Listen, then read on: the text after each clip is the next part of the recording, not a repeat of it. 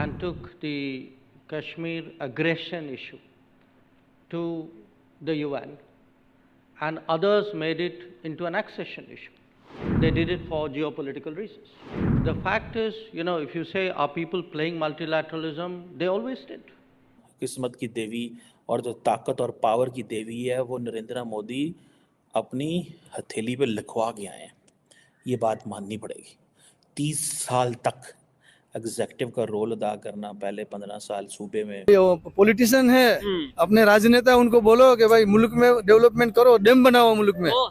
अच्छा सर, ये इसका मतलब है बड़ी टेक्निकल बातें कर रहे हैं। ये डैम बनाओ, पावर हाउस बनाओ ताकि लोगों को बिजली मिले, लोगों को पानी मिले। मेरे पर्सनल बताओ ना, आपको हैरानी होगी। मींस के हम मल्टीलैटरलिज्म को के ऊपर तो हम तो बात भी नहीं करना चाहते। We want to be part of the multilateral institutions. हम ऑलरेडी एस्टैब्लिश्ड जो इंस्टीट्यूशनल ऑपरेटर्स है उसके बीच में घुसना चाहते हैं।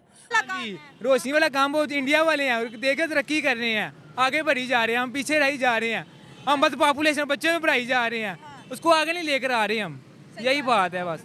मेरे घर में मैंने सोलर प्लांट लगाया हुआ 3 साल से। कितना सोलर प्लांट लगाया? सोलर प्लांट लगाया हो गया। 1,60,000 का इन्वेस्टमेंट किया है। ठीक है, अभी तक 1 पैसा मुझे भरना नहीं पड़ा, गवर्नमेंट मुझे पैसा दे रही है। 2030 के बाद एजेंडा क्या है? People and progress. कैसे लोगों ने प्रोग्रेस करनी है, ये तो एक 2030 तक बहुत सारी चीज़ें क्लियर हो जाएंगी। और क्योंकि नरेंद्र मोदी साहब 2030 तक पता नहीं होते हैं कि नहीं होते, 2029 तक तो भाई वो हैं। आप क्या चाहते हैं, पाकिस्तान नीचे जाए या ऊपर जाए? ऊपर जाए, हमारे साथ चले। ओह जबरदस्त, हमारे साथ चले।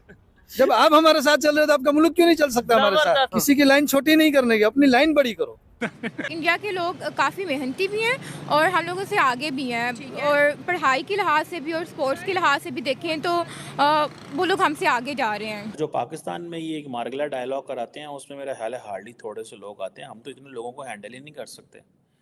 और 115 दुनिया के मुल्कों से लोगों को लेके आना और दुनिया को बताना कि इंडिया क्या सोच रहा है। भाई इंडिया का नैरेटिव बिक रहा है, इसीलिए दुनिया की कहानी सुनने आएंगे ना। कश्मीर का विजिट था, वहाँ पे बहुत ज्यादा वो 30,500 करोड़ की इन्वेस्टमेंट कश्मीर में करने जा रहे हैं। तो करेंगे ना भाई, वहाँ तो उसका आगे लाना, सारे मुल्क को डेवलप करना है ना। अच्छा, फिर ठीक हो कश्मीर कैसे पीछे रह सकता है? जबरदस्त। वहाँ पर इंटरनेशनल टाइप के जो गेम्स हैं, वो कहते हैं हमने कश्मीर को स्विट्जरलैंड बनाना है भारत का। नहीं, वैसे वो जैसे उस दिन मुंबई में जो सा अच्छा शहर बना लिया, ऐसे कश्मीर में उन्होंने बना लेना।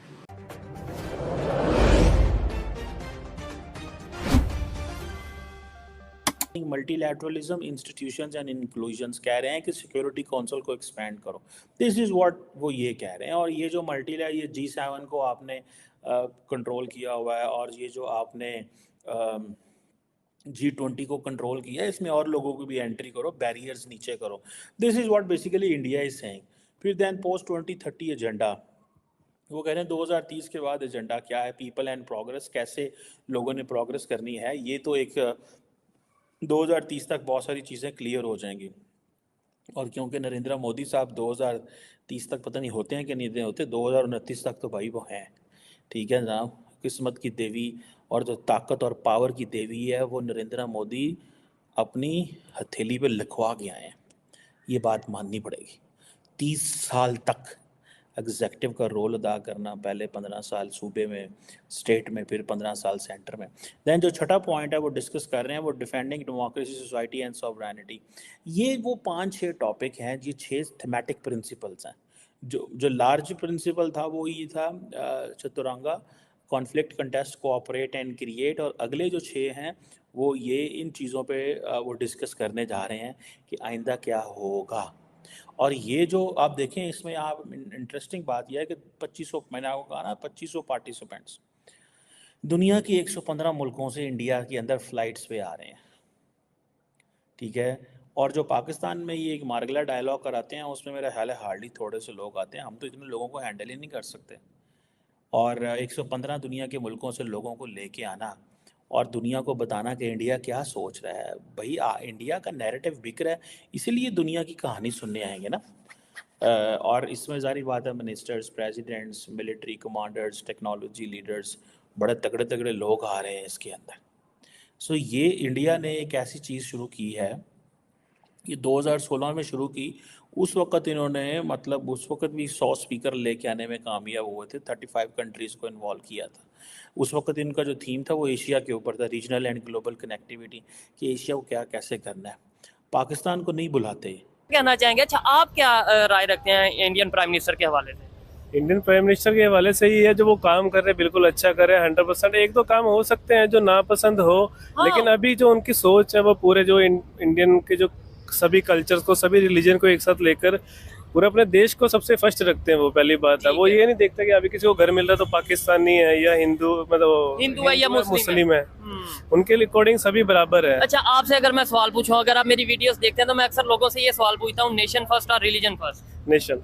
ठीक हो गया। अच्छा, पाकिस्तान के बारे में क्या अपनी राय रखते हैं? पाकिस्तान सच बताइएगा, ऐसा नहीं कि मतलब मुझे कुछ बुरा लगे या अच्छा लगे, जो ओरिजिनल राय है आपकी ओपिनियन है वो बताइएगा।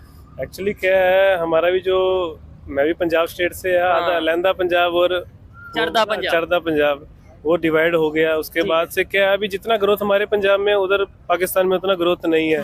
एक्चुअली वहाँ की आवाम तो यही चाहती है कि यहाँ भी उनकी डेवलपमेंट हो, बट जो ये वहाँ के हुक्म, जो प्राइम मिनिस्टर है या जो वहाँ की गवर्नमेंट है या बड़े बड़े ओहदे के ऊपर जो लोग हैं, लेकिन वो खुद को फर्स्ट रखते हैं, उसके बाद जनता को रखते हैं। बस वही यही कहना चाहूंगा कि आप वहाँ पर मैक्सिमम टू मैक्सिमम आप एजुकेट कीजिए लोगों को। ये तो चाहते हैं ना पाकिस्तान आगे बढ़े, डेवलपमेंट की तरफ जाए एज ए इंडियन।